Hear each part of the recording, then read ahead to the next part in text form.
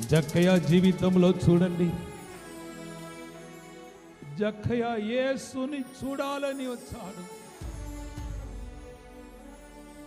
యేసు జక్కయ్యని చూసినప్పుడు జక్కయ్య జీవితమే మారిపోయినది.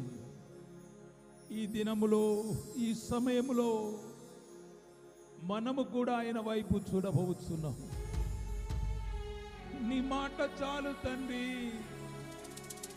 నీ చూపు చాలు, నీవు నాకు తోడున్నావే, అది చాలు. నీ నీడ నాకు చాలయ్యా, నీ వెలుగు నాపై ప్రవహింపచేయుము.